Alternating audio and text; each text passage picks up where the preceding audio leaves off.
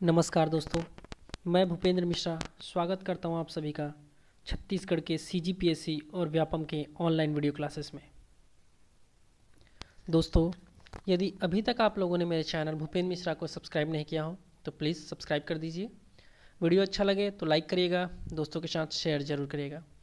आज हम लोग मौर्योत्तर काल के बारे में पढ़ेंगे, मतलब मौर्य वंश का अंत जब हो गया उसके बाद भारत की क्या स्थिति थी, भारत कैसे कैसे छोटे छोटे राज्यों में बट गया था। इसको हम लोग इमेज के द्वारा पढ़ेंगे। बहुत ही सिंपल तरीके से बताने की कोशिश किया हूँ, आप लोग को ज़रूर समझ में आ जाएगा।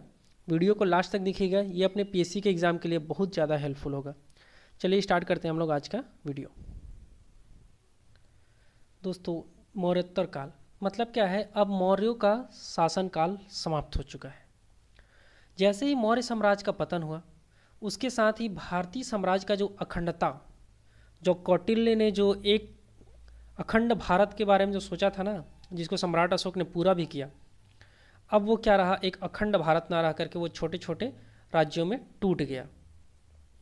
अब एक कोई राजवंश नहीं था जो हिंदू कोश से लेकर कर्नाटक और बंगाल तक आधिपत्य स्थापित कर सके, मतलब पूरे भारत में जो राज किया हो या राज कर सके मौर्योत्तर काल थोड़ी देर के लिए। दक्षिण में स्थानीय शासक स्वतंत्र होते थे, मतलब जो दक्षिण के थे, अभी मैं आप लोगों को मैप में दिखाऊंगा वो चीज़ को। और मगध का जो स्थान था वो शाकल, प्रतिष्ठान, विदिशा आदि कई नगरों ने ले लिया था। चलिए इसको हम लोग मैप से देखते हैं। ये है मौर्योत्तर काल के बाद का भारत। यहाँ पर अगर आप लोग देखेंगे तो इधर क्या है, इधर यवन वालों ने आक्रमण कर दिया है। किसने आक्रमण कर दिया है? यवन वालों ने। इधर जो पश्चिमी भारत है इसमें किसका शासन है? तो बैक्ट्रियन किंगडम है, मतलब बैक्ट्रियन लोगों का शासन है। इनको यवन भी कहा जाता था, या इनको हिंदू यूनानी भी कहते थे, या इनको इंडो बैक्ट्रियाई भी कहा जाता था। ये इन लोग इधर शासन कर रहे हैं। उसके बाद फिर क्या होगा, इनको शक मारेंगे, वो सब हम लोग आगे देखेंगे। फिर शक को पार्थियन मार देते हैं, और उसके बाद फिर कुषाण वंश आता है, ये हम लोग आगे देखेंगे। अगला जो है अपना, अगर बीच भारत कहें, जो मगध था, ये जो अंतिम मौर्य राजा बृहदत्त को उनके ब्राह्मण सेनापति ने मार दिया था। किसने मारा था? तो पुष्पमित्र शुंग ने मारा था। और उसके बाद क्या किया था? शुंग साम्राज्य का नींव रखा था। तो ये जो शुंग साम्राज्य है, जो उस समय का मगध था, वहाँ फैला हुआ था। लेकिन उसी समय जस्ट इधर जो दक्षिण भारत है उस साइड क्या आ गया है? तो सातवाहन वंश आ गया है। क्या आ गया है? इधर सातवाहन वंश आ गया है। तो बीच में कर्ण वंश भी आएगा, ये शुंग वंश को ख़त्म करके। तो इन सबको मैं अभी आप लोग को पूरा का पूरा एकदम चित्र के माध्यम से बाहुबली का फोटो यूज किया हूँ कि आप लोग को आराम से समझ में आ जाए। देखेंगे, देखिए शुंग वंश इधर है, सातवाहन वंश दक्षिण साइड में है, और उधर विदेशी लोग आक्रमण करते रह रहे हैं भारत में। ये सातवाहन वंश ने लगभग भारत को प्रोटेक्ट करके रखा था कि इस पर कोई आक्रमण ना करे दक्षिण भारत में। तो दक्षिण भारत साइड का एरिया सेफ था। चलिए स्टार्ट करते हैं वीडियो। देखिए दोस्तों, शुंग वंश क्या है? जैसे बाहुबली पिक्चर में कटप्पा ने बाहुबली को मार दिया था, वैसे ही ये जो बाहुबली है ये है अंतिम मौर्य सम्राट बृहदत्त। और ये बृहदत्त का ही सेनापति है, ब्राह्मण सेनापति था पुष्पमित्र शुंग। उसने क्या कर दिया? बृहदत्त को मार दिया और अपने ही नाम पर, मतलब शुंग वंश की स्थापना किया था पुष्पमित्र शुंग ने।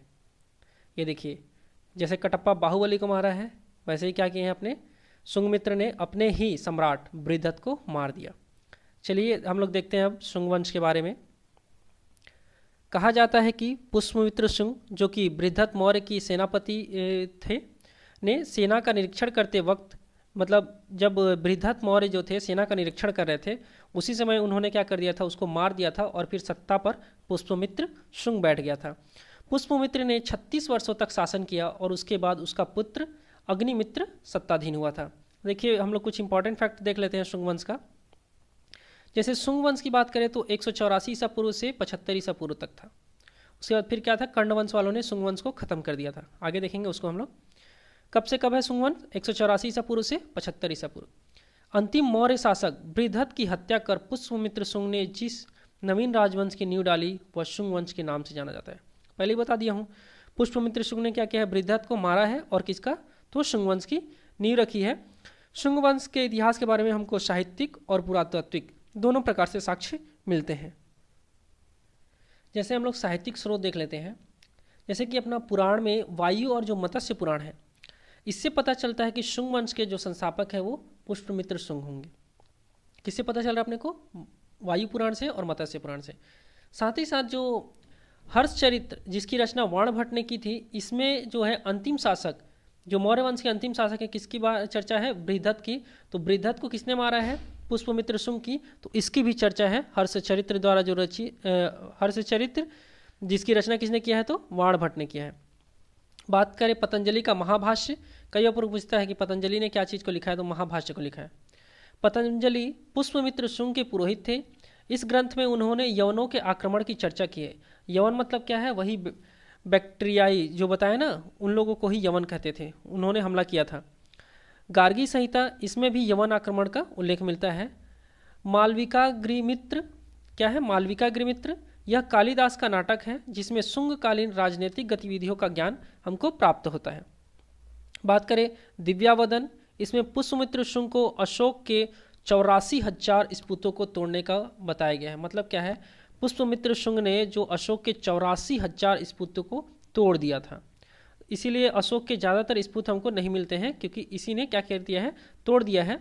बात करें हम लोग पुरातात्विक स्रोत का, तो अयोध्या अभिलेख से पता चलता है इनके बारे में। इस अभिलेख में पुष्पमित्र शुंग के उत्तराधिकारी धनदेव ने लिखवाया था। इसको किसने लिखवाया? अयोध्या अभिलेख को। तो जो पुष्पमित्र सिंह के जो उत्तराधिकारी धनदेव, उन्होंने लिखवाया है। इसमें पुष्पमित्र शुंग द्वारा कराए गए 2 अश्वमेघ यज्ञ के बारे में बताया गया है। तो किस शुंग शासक ने अश्वमेघ यज्ञ कराया है 2 बार? तो पुष्पमित्र शुंग ने कराया है। बेशनगर का जो अभिलेख है, यह यवन राजदूत हेलियोडोरस का है। किसका है ये? हेलियोडोरस का है, जो गरुड़ स्तंभ के ऊपर खुदा हुआ है। ये जो बेशनगर का अभिलेख है वो किसका है? हेलियोडोरस का है। और ये कहाँ पर है खुदा है? तो गरुड़ स्तंभ के ऊपर खुदा है। इसमें भागवत धर्म की लोकप्रियता सूचित किया गया है। इसी में क्या है? भागवत धर्म की लोकप्रियता को बताया गया है। बात करें भरतुहु का लेख, तो इसमें भी शुंग काल के बारे में हमको जानकारी प्राप्त होती है। ये था हम लोग को कि शुंग वंश के बारे में कहाँ कहाँ से जानकारी मिलती है। एक क्या है? तो साहित्यिक स्रोत है, और एक क्या है? तो पुरातात्विक स्रोत से है। जैसे शुंग वंश के पहले शासक तो अपने पुष्पमित्र शुंग हुए, उसके बाद उनके पुत्र अग्निमित्र हुए।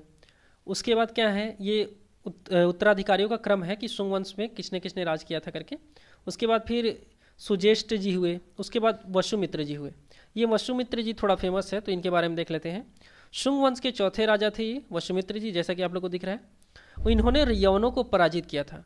तो किस शुंग शासक ने यवनों को पराजित किया है? तो किसने किया है? तो वसुमित्र ने किया है। एक दिन नित्य का आनंद लेते समय मुजदेव नामक व्यक्ति ने उसकी हत्या कर दी, और उसने 10 वर्षों तक शासन किया था। ये जो है ना, पुष्पमित्र की हत्या किसने कर दिया है? तो एक मुजदेव नामक एक व्यक्ति था, उसने क्या कर दिया? उसकी हत्या कर दिया। बात करें अगर हम लोग कि शुंग वंश का जो अंतिम शासक है वो कौन था, तो जो देवभूति मगध के शुंग वंश, जो देवभूति जो है ना, वो मगध के शुंग वंश, मतलब शुंग वंश का शासनकाल कब से कब तक रहा है? 185 से 73 ईसा पूर्व तक। तो ये जो थे शुंग वंश के अंतिम शासक है। तो शुंग वंश के अंतिम शासक का नाम क्या है? तो देवभूति। क्या नाम है? देवभूति। ठीक है। ये जो है वह एक चरित्रहीन और दुराचारी प्रवृत्ति का व्यक्ति था। ये जो देवभूति था ना, वो अच्छा आदमी नहीं था। इसी कारण से क्या हुआ था, इनके जो ब्राह्मण मंत्री थे वासुदेव ने लगभग 73 ईसा पूर्व में इनको मारकर कर्णवंश की स्थापना किया था। तो इनको किसने मारा है? तो इनके ही ब्राह्मण मंत्री वासुदेव ने इनको मार दिया, देवभूति को, और उसके बाद इस वंश को खत्म कर दिया और एक नया वंश स्टार्ट हुआ, कर्णवंश। उसको कर्णवंश को देखने से पहले हम लोग शुंग वंश के कुछ इंपॉर्टेंट फैक्ट्स देख लेते हैं। जैसे कि जो विदर्भ का युद्ध हुआ था, ये क्या है? मालविका मित्रम के अनुसार पुष्पमित्र के काल में लगभग 184 ईसा पूर्व में विदर्भ युद्ध, ये विदर्भ महाराष्ट्र साइड के एरिया है, युद्ध में पुष्पमित्र की विजय हुई और 2 राजा, और जो अपना जो पूरा का पूरा शुंग वंश था वो 2 भागों में बट गया था। वर्षा नदी दोनों राज्यों की सीमा मतलब बांट रही थी ना। वर्षा नदी के एक साइड में हो जाएंगे एक वंश और दूसरे साइड में दूसरे वंश। दोनों भागों के नरोसे ने पुष्पमित्र को अपना सम्राट मान लिया था। मतलब 2 भागों में तो बढ़ गया है, लेकिन जो मेन जो सम्राट है वो कौन है? पुष्पमित्र शुंग ही है। तथा इस राज्य का एक भाग माधव सेन को प्राप्त हुआ था। पुष्पमित्र का प्रभाव क्षेत्र जो था नर्मदा नदी के दक्षिण तक विस्तृत हो गया था। पुष्पमित्र मतलब क्या थे? प्रतापी, एक शक्तिशाली राजा टाइप के उभर चुके थे उस समय। बात करें यवनों का आक्रमण, तो क्या है, यवनों को मध्य प्रदेश से निकालकर सिंधु के किनारे तक खदेड़ दिया और पुष्पमित्र के हाथों सेनापति एवं राजा के रूप में उन्हें पराजित होना पड़ा था। यह पुष्पमित्र के काल की सबसे महत्वपूर्ण घटना है। तो यवनों ने किसके समय आक्रमण किया है, तो पुष्पमित्र शुंग के समय, इस चीज़ को याद रखना है। साथ ही साथ यवनों ने वसुमित्र के समय भी आक्रमण किया था। देखो, वसुमित्र ने भी यवनों को हराया है, इस चीज़ को भी याद रखना है। आगे देखते हैं हम लोग कर्ण वंश के बारे में, जो लगभग 73 ईसा पूर्व से स्टार्ट हुआ और 28 ईसा पूर्व तक चला था। अब देखिए क्या है, यहाँ भी अपना ही आदमी विश्वासघाती निकला। जैसे क्या है, ये जो देवभूति, भले ये अच्छे शासक नहीं थे, इनको भी इनके ही मंत्री ने मारा। क्या नाम था इसका, अमात्य जो थे वासुदेव। तो समझ जाओ, अपने बाहुबली टाइप के कैरेक्टर के तो नहीं है देवभूति जी, इनका कैरेक्टर थोड़ा खराब है, लेकिन इनको भी इनके ही सेनापति ने मारा था। उनका नाम क्या था, वासुदेव था। और उसने फिर क्या किया, कर्ण वंश की नींव डाली। देखिए, इस वंश का जो संस्थापक है वो कौन है, तो वासुदेव था। और वासुदेव जो था शुंग वंश के अंतिम शासक देवभूति का ब्राह्मण अमात्य था, पहले बता चुका हूँ। अंतिम शुंग राजा देवभूति के विरुद्ध षड्यंत्र कर अमात्य वासुदेव ने मगध के राज सिंहासन पर अधिकार कर लिया था। मतलब क्या था, देवभूति अच्छा कैरेक्टर का नहीं था, तो वासुदेव ने क्या किया, लोगों को भड़काया, देखो ये अच्छा नहीं है, ये वो काम कर रहा है, दारू पी रहा है, ऐसे वैसे करके याद रख सकते हैं हम लोग, ठीक है। तो उसके बाद फिर क्या कर दिया था, ये वासुदेव अपना राजा बन गया। बात करें तो हमको कर्ण वंश के कुल 4 राजा ही हुए थे, जिनके नाम याद रख सकते हैं हम लोग। पहला तो वासुदेव था, उसके बाद बना भूमिमित्र, उसके बाद बना नारायण, और लास्ट जो था वो सुशर्मा था। क्या है, लास्ट कौन है, सुशर्मा है। इस वन के उसका अंतिम राजा कौन था, तो सुशर्मा को लगभग 28 ईसा पूर्व में आंध्र वंश मतलब सातवाहक के संस्थापक शिमुक ने मार डाला है। किसने मारा है, शिमुक ने मार डाला है। और इसके साथ ही कर्ण वंश भी क्या हो गया, खत्म हो गया। तो कर्ण वंश को किसने खत्म किया है, तो सातवाहक वंश ने खत्म किया है। और वो भी किसने, सातवाहक के संस्थापक कौन हो जाएंगे अब, तो शिमुक। सातवाहन वंश कब से है, 60 ईसा पूर्व से 240 ईस्वी तक। सातवाहन वंश कब से है, 60 ईसा पूर्व से 240 ईस्वी तक है। ये इन लोगों का शासनकाल थोड़ा लंबा चला था। अब देखिए, ये जो है अंतिम शासक कौन है कर्ण वंश के, तो सुशर्मा। और सुशर्मा को कौन मार रहा है, तो आंध्र वंश, सातवाहक वंश को आंध्र वंश भी कहते हैं, के संस्थापक शिमुक ने। किसने मारा है, आंध्र वंश के संस्थापक शिमुक ने मारा है। ये तलवार गया। चलिए स्टार्ट करते हैं आगे। भारतीय इतिहास में यह राजवंश आंध्र वंश के नाम से भी विख्यात है। सातवाहक वंश का जो प्रारंभिक राजा था वो कौन था, शिमुक था। इस वंश के राजाओं ने विदेशी आक्रमणकारियों से जमकर संघर्ष किया था और इन राजाओं ने शक आक्रांताओं को सहजता से भारत से में पैर नहीं जमने दिया था। जो शक हैं, आगे चल के आप लोगों को बताऊंगा जब विदेशी आक्रमण के बारे में, तो शक का नाम आएगा। तो इन्होंने क्या किया था, मतलब दक्षिण भारत को पूरा सेफ रखा था सातवाहक वंश ने। इस चीज़ को याद रखना है। ये जो है, ये सातवाहक वंश का फोटो देख सकते हैं आप लोग मैप में। ये यहाँ पर है मेनली सातवाहक वंश। लास्ट में स्टार्टिंग में तो उधर से मार करके मगध साइड में कब्जा कर लिया, लेकिन धीरे धीरे इन लोग भी इधर खिसक गए थे और दक्षिण भारत तक इन्होंने रखा। और दक्षिण भारत को हमेशा इन्होंने सातवाहक वंश ने सेफ रखा था। आगे देखते हैं सातवाहक वंश के बारे में इंपॉर्टेंट फैक्ट्स। देखिए, जो सातवाहक वंश के राजाओं के नाम क्रम से हैं, पहला जो बना वो शिमुक बना। और ये क्या है, सातवाहन वंश का क्या वन है, ये तो संस्थापक है। उसके बाद बने सातकर्णी, उसके बाद बने गौतमी पुत्र सातकर्णी। ये जो थे ये फेमस आदमी है। गौतमी पुत्र सातकर्णी क्या है, ये सातवंश का एक फेमस शासक रहा है। गौतमी पुत्र सी सातकर्णी सातवाहक वंश का सबसे महान शासक था। उसने त्रिसमुद्र तोयपीतवाहन, क्या चीज़ की उपाधि धारण किया है, त्रिसमुद्र तोयपीतवाहन की उपाधि धारण की थी। इस चीज़ को याद रखना है। साथ ही साथ इसने क्या किया था, तो पूरे जगह को जीतने वाला, मतलब उसने चारों वर्णों को का संरक्षक का भी उपाधि धारण किया था। किसका, चारों वर्णों का संरक्षण का भी उपाधि धारण किया था ये गौतमी पुत्र सातकर्णी ने। इससे क्या पता चलता है अपने को कि इसका जो प्रभाव है पूर्व पश्चिम दक्षिण तथा दक्षिण सागर अर्थात बंगाल की खाड़ी, अरब सागर, मतलब पूरा का पूरा ये जो अगर हम लोग भारत देखेंगे तो ये जो अपना भारत है तीनों ओर से घिरा हुआ है। इधर बंगाल की खाड़ी, इधर अरब सागर, इधर हिंद महासागर, तीनों ओर से क्या समुद्र से घिरा हुआ है ना। तो इसीलिए जो गौतमी पुत्र सातकर्णी था उसने क्या चीज़ का उपाधि धारण किया है, त्रिसमुद्र तोयपीतवाहक का उपाधि धारण किया था। देखिए, उसके बाद जो गौतमीपुत्र सतकर्णी के बाद हुए वशिष्ठ पुत्र पुलुमावी हुए। उसके बाद फिर बने कृष्ण द्वितीयम सातवाहन बने, फिर राजा हाल बने, फिर महेंद्र सातकर्णी बने, फिर कुंतल सातकर्णी बने, और लास्ट जो थे मतलब हमको सातवाहन के 9 राजाओं का ही वर्णन मिलता है। तो ये जो साकारी विक्रमादित्य होंगे संभवतः ये क्या होंगे, सातवाहक वंश के अंतिम शासक होंगे। ये कंफर्म नहीं है कि यही साकारी विक्रमादित्य ही सातवाहन वंश के अंतिम शासक हैं, ऐसा कोई प्रमाणिक जानकारी नहीं मिल रही है, लेकिन इनको अंतिम माना जाता है। साकारी विक्रमादित्य को ये क्या है, संभवतः ये अंतिम शासक होंगे। कुछ इंपॉर्टेंट फैक्ट देख लेते हैं हम लोग सातवाहन वंश से। तो सातवाहक वंश की राजधानी क्या थी, तो प्रतिष्ठान थी। क्या थी, प्रतिष्ठान थी। ब्राह्मणों को भूदान या जागीर देने में के अभिलेखी प्रमाण छोड़ने वाले सातवाहन वंश क्या हैं, प्रथम शासक हुए हैं। इन लोग क्या करते थे, तो ब्राह्मणों को भूदान देते थे, साथ ही साथ जागीर देते थे, और इसको क्या कहते थे, अग्रहार कहलाते थे। जो देगा वो क्या कहलाएगा, अग्रहार कहलाएगा। मौर्यों के बाद दक्षिण में सर्वाधिक प्रभावशाली सातवाहक ही थे, पहले बता चुका हूँ।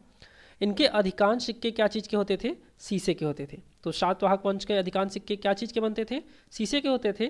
साथ ही साथ उन लोग तांबा, कांसा, चांदी इन सब का भी सिक्का बनाते थे।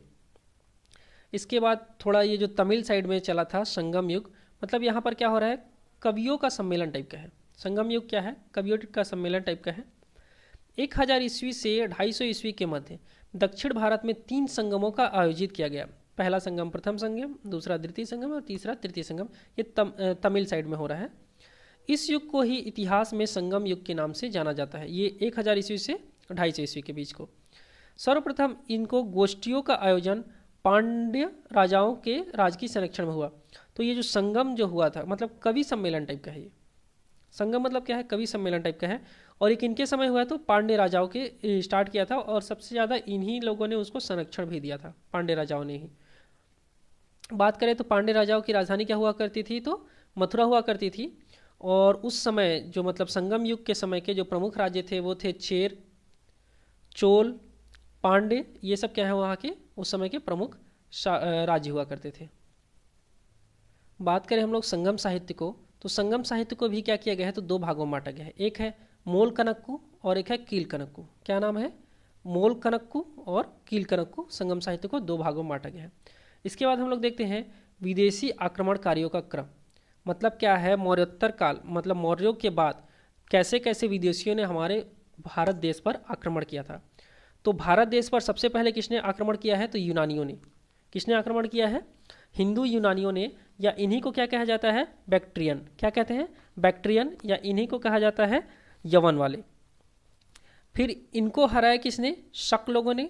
शक को हराया पार्थियन ने, पार्थियन को हराया कुषाण ने। चलिए आगे देखते हैं हम लोग। मौर्योत्तरकालीन विदेशी आक्रमण मतलब मौर्यों के बाद कौन कौन से विदेशी आक्रमण हुए थे। पश्चिमोत्तर भारत में विदेशियों का आक्रमण संभवतः मौर्योत्तर काल में सर्वाधिक महत्वपूर्ण घटना थी।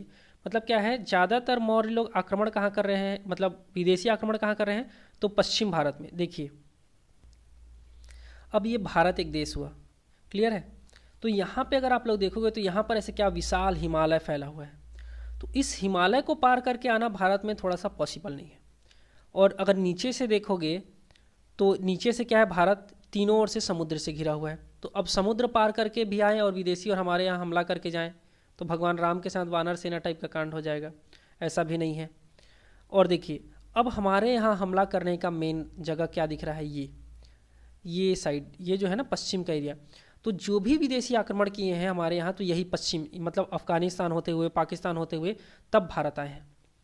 तो ज़्यादातर आक्रमण कहाँ हुआ है विदेशियों का, तो यही पश्चिमी साइड में हुआ है, क्योंकि हिमालय पार करके आना मुश्किल है और इधर समुद्र पार करके मुश्किल है। तो विदेशियों ने कहाँ से हमला किया है, यही पश्चिम साइड के एरिया से। और उसमें से सबसे पहला कौन सा है, तो बैक्ट्रियन, या इसी को यवन वाले कहा जाता है। चलिए देखते हैं हम लोग। विदेशी आक्रमणकारियों की इस श्रृंखला में सबसे पहले बैक्ट्रियन ग्रीक शासकों का नाम आता है। प्राचीन भारतीय ग्रंथों में इनको क्या कहा गया है, तो यवन कहा गया है। तो भारत में सबसे पहले किन विदेशी ने आक्रमण किया है, तो यवन वालों ने किया है। बात करें भारतीय यूनानी संपर्क का, हमको क्या क्या प्रमाण मिलता है, तो यूनानी लोगों ने भारतीय धर्म से बहुत कुछ सीखा है। देखिए यूनानी हमको बहुत कुछ दे करके गए हैं और यूनानी हमसे बहुत कुछ सीख के भी गए हैं। देखिए जहाँ तक है हमसे उन्होंने भारतीय धर्म के बारे में सीखा, तो हम लोगों ने उनसे क्या सीखा? कला, विज्ञान, मुद्रा, ज्योतिषी आदि के क्षेत्रों में हमने यूनानियों से ही प्रेरणा ग्रहण किया है। धर्म एवं दर्शन के क्षेत्र में यूनानियों ने भारतीय धर्म और दर्शन को ग्रहण किया। उसके जो सम्राट मिनेंडर ने नागसेन से प्रभावित होकर बौद्ध धर्म ग्रहण किया था। तो ये जो मिनेंडर है, सम्राट मिनेंडर, ये यूनानी है। किससे प्रभावित होकर के बौद्ध धर्म ग्रहण किया है? तो नागसेन से। तो 3 क्वेश्चन बनता है कि सम्राट मिनेंडर ने कौन सा धर्म ग्रहण किया? बौद्ध धर्म से। किससे प्रभावित होकर के किया? तो नागसेन से। और सम्राट मिनेंडर कौन सा विदेशी था? तो यवन था। वहीं दूसरी ओर एंटियाल किडास के राजदूत हेलियोडोरस, क्या है? एंटियाल किडास के राजदूत हेलियोडोरस ने भागवत धर्म को स्वीकार किया है। किसको स्वीकार किया? उसने भागवत धर्म को स्वीकार किया है। उसने बेसनगर में गरुड़ ध्वज की स्थापना की है। जब मैं आप लोग को जो स्थापत्य कला के बारे में बता रहा था, पुरातात्विक वाला, तो उसने बताया था ये बेसनगर का जो शिलालेख है उसको किसने करवाया था? तो हेलियोडोरस ने करवाया था। और वो किस पर लिखा हुआ है? तो गरुड़ ध्वज पर लिखा हुआ है। बताया था उस चीज़ को आपको। शायद भोग एवं तपस्या की ये जो क्या है, देखिए भारत में जो पहले भी सिक्के चलते थे, लेकिन जो सिक्का हमने यूनानियों से सीखा, हमारे यहाँ का सिक्का बस एकदम सिंपल सा एक सिक्का दे देंगे किसी टाइप का, लेकिन यूनानी जो थे उनके जो सिक्के थे, मतलब सिक्का निर्माण के क्षेत्र में भारत यूनानियों का ऋणी है। इस चीज़ को याद रखना है। यूनानियों के संपर्क से पूर्व भारत में पंचमार्क और आहत सिक्के प्रयोग में होते थे। यूनानियों के प्रभाव के कारण ही भारतीय मुद्राएं सुडोल, लेखायुक्त एवं कलात्मक होने लगी। इसके पहले हमारे यहाँ का सिक्के उतने अच्छे नहीं हुआ करते थे। यूनानियों ने यहाँ जो सिक्के जारी किए उनमें एक और राजा की आकृति, जैसे सिक्का होता है, सिक्के के 2 पहलू होते हैं, तो एक साइड में क्या बना है? राजा की आकृति बना है, और दूसरी साइड क्या है? किसी देवता का बना हुआ है, चिन्ह बना हुआ था। तो सर्वप्रथम सिक्कों का लेख उत्कीर्ण करवाने और सोने के सिक्के के लिए प्रयुक्त शब्द यवानिका भारतीय संस्कृति नाटकों में प्रयुक्त पटाक्षे के लिए यूनानी शब्द है। जो हमारे यहाँ जो है पटाक्षे शब्द यूज किया जा रहा है यूनानियों के लिए, जो सिक्का है उसमें क्या यूज किया रहा है? पटाक्षे। और याद रखना है जो हमारे यहाँ का जो सिक्का निर्माण है वो किससे पूरा का पूरा प्रभावित है? तो किससे प्रभावित है? हाँ, यवनों से प्रभावित है। उसके बाद देखिए यवनों को हराया किसने? शक लोगों ने। बैक्ट्रिया के यवन राज्य का अंत शक जाति के आक्रमण द्वारा हुआ था। तो किसने खत्म किया है यवनों को भारत से? तो शकों ने किया है। यूची नामक कबीला, अब देखिए क्या है, शक भी अपने जहाँ पर थे वहाँ अच्छे खासे जी रहे थे, लेकिन क्या हुआ, एक यूची नामक जो कबीला था उसने लगभग 165 ईसा पूर्व में शकों को मध्य एशिया से भगाया। मतलब क्या है, अब शक जहाँ शासन कर रहे थे वहाँ से इनको क्या किया गया? भगाया गया। तो जब ये वहाँ से भागे तो इनको अब रहने के लिए कोई ना कोई तो जगह चाहिए ना। तो फिर ये पहुँचे बैक्ट्रिया एवं पार्थियन पर आक्रमण करते हुए भारत पहुँचे। पहले इन्होंने क्या किया? बैक्ट्रिया पे आक्रमण किया, फिर पार्थिया पर आक्रमण किया, और उसके बाद क्या हुआ? ये भारत पहुँच गए। जो जैन ग्रंथ है कालकाचार्य, क्या है जैन ग्रंथ? कालकाचार्य कथानक में उज्जैनिका के ऊपर शकों के आक्रमण का वर्णन मिलता है। और जो विक्रमादित्य हैं उन्होंने क्या कर दिया था? इन शकों को पराजित कर दिया था। विक्रमादित्य ने क्या किया है? शकों को पराजित कर दिया है। और भारतीय साहित्य में शकों के प्रदेश को क्या कहा जाता है? शक्द्वीप। क्या कहते हैं? शक्द्वीप मतलब क्या है? शक स्थान कहा जाता है। जहाँ शक रहते थे वहाँ उसको क्या कहते थे? शक्द्वीप।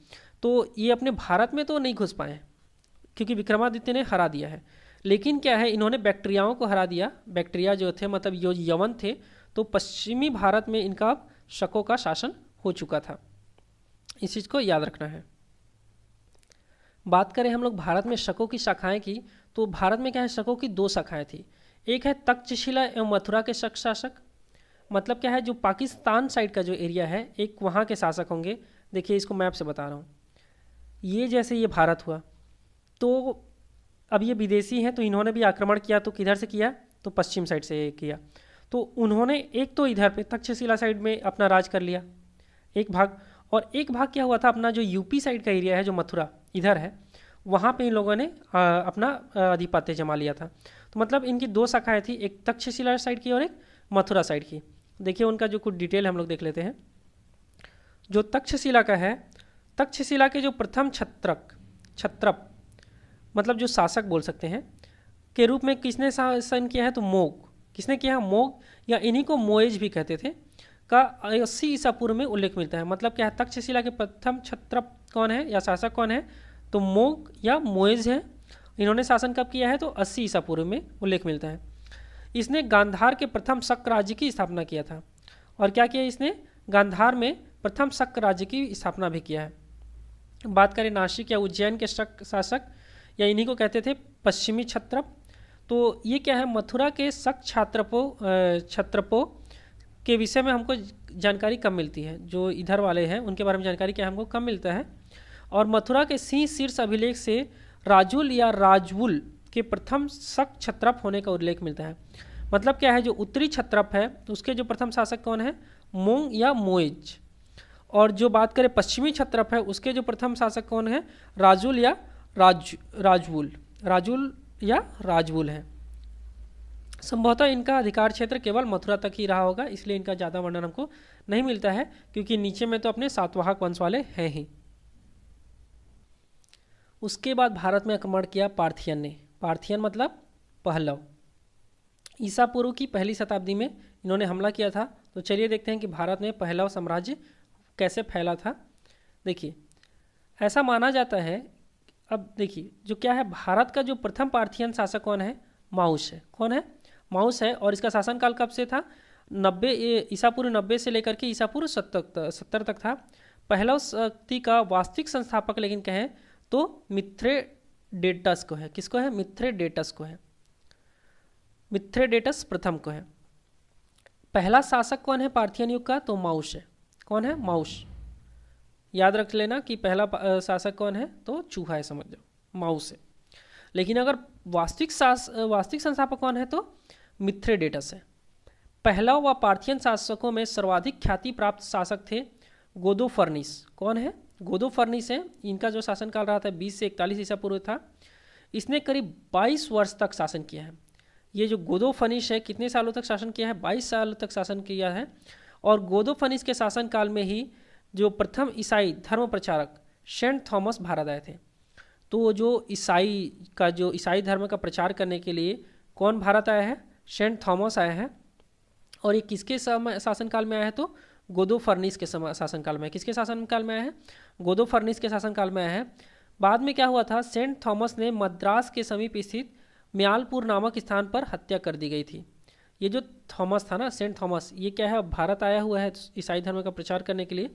तो इसको मार दिया गया था। मद्रास के पास क्या है, म्यालपुर नामक स्थान पर क्या हुआ था, सेंट थॉमस की मृत्यु कर दी गई थी।